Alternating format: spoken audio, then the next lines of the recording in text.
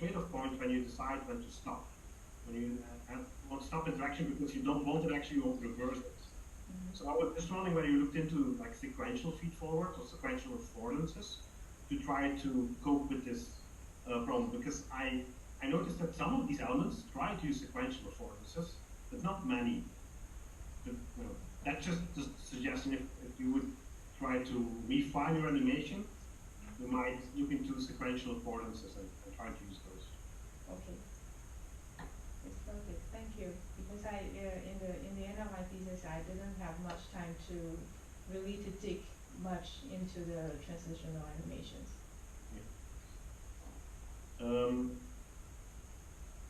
Now, I was wondering on the hedonic aspects. Do you think they are really important? Because you mentioned that people enjoy discovering things. But is it just the discovery that's important for them? Is that what that gives them satisfaction? Or do they feel more skilled than others? How important is this hedonic aspect? I can understand that, like in games, exploration is fun, but for functional software, for functional applications, it was hard for me to see that hedonic aspects might be that important that you would try to add discoverability or add exploration to an interface that you just want to be able to use to perform some tasks. I started to look at the hedonic attributes of the widget after I did the first lab study, because we have interviewed with participants and we talk about a lot of things. That there are elder participants that share with me that they are really happy about, they found some hidden functions in the smartphone. They want to instantly buy another iPhone to their elder parents and to show them, and they always want to share this kind of knowledge because it makes them proud of themselves. Hey, I'm not that old. I can know the new technique stuffs. So it's the beginning that I start to pay my attention on more psychological aspect of the usage. But I do believe that if discovery in the game is fun, it could be used to discovery in the life. In life, I mean, not only limited on the smartphone or on your or on your laptops. I think people are willing to share their knowledge, and by sharing this knowledge, they can find the how do I put this? The control in their self, and also in self-determination theory is why we want to relate to others. Yeah. Okay.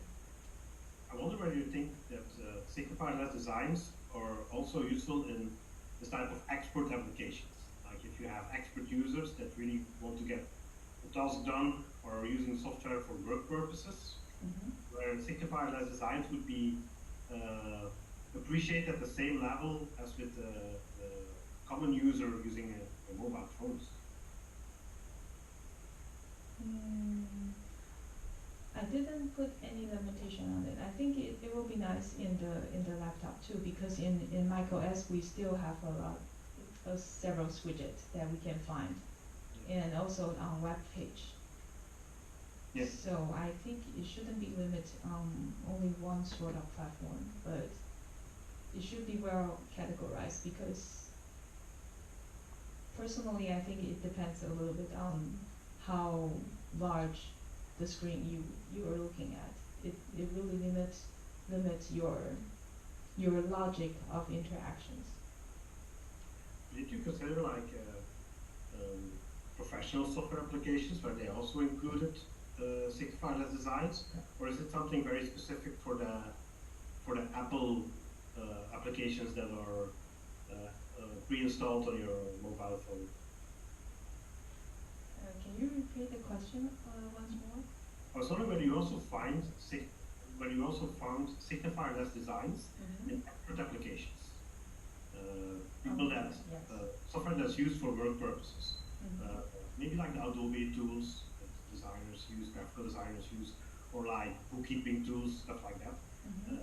Where you also find signifier of the designs in those applications. Because I'm wondering whether there might be a big difference between expert applications and applications that are just pre-installed on your mobile phone.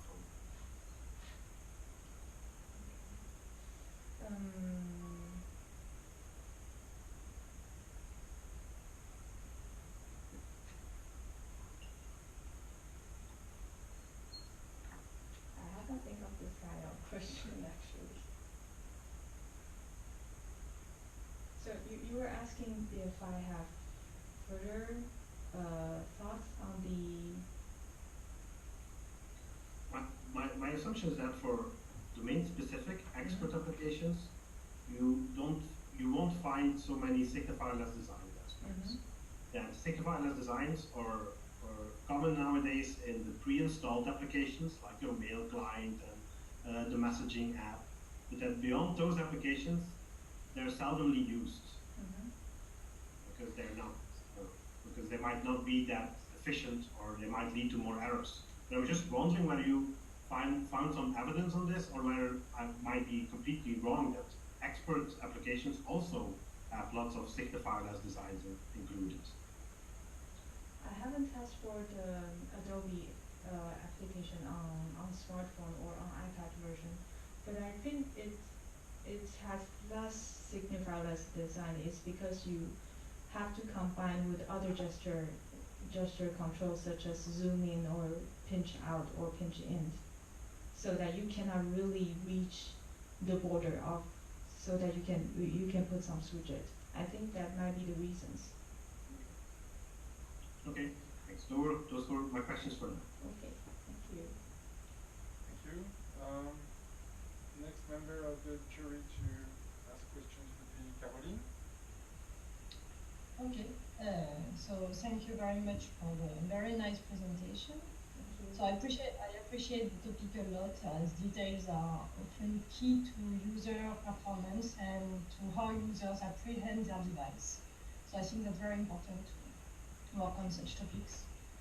And by the way, yet it's quite surprising to not see that much work in the HI literature, and it's probably because it's very difficult to actually make contributions on details on interface components that so many users use so often and have an opinion about it and so on. So I think this is a risky topic, and I appreciate a lot the care you took in studying it. Your manuscript is very detailed, and I was particularly impressed by how much effort you put into getting back to seminar work and detailing it. So, congratulations. Thank you. That's impressive. Thank you. So now I feel that my questions will be quite pragmatic in comparison with these very theoretical contributions. But yet, I want to ask them. So one thing that is striking to me on iOS, that we basically have only signifiers on the lock screen. So you have this just this bar on the bottom of your screen, and I actually realized while reading your PhD work that there is also a little bar here on the corner, and that's basically it.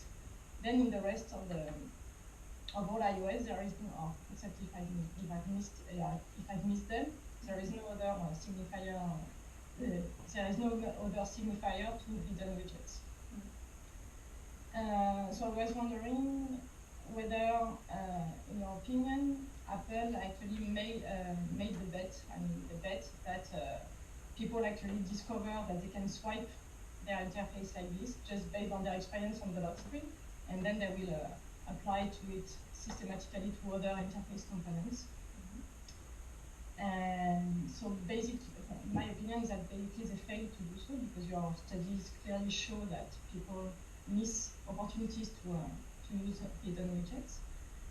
So my general question is that, do you think that there exists a minimal knowledge which once acquired makes user able to adopt an exploration strategy, systematic exploration strategy that allows them to quickly and to easily identify where hidden widgets are.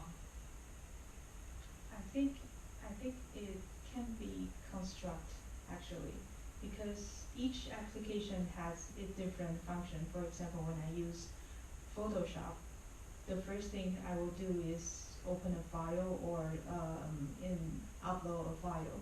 I think each kind of different application you can search into different function that they require. For example, in the mail application, all you have to do is receive mail, read mail, delete them, or class them somewhere else. So if you find the special crucial function of each application, then I think you can add widget from that part for users to use it more quickly. Because this is the kind of action that they have to repeat every time when they start the applications. Okay. So I think perhaps deleting mail when designers trying to put deleting mails in the items widget is because this is the most frequent function that they will use. So after times they don't need to signify them anymore. Okay.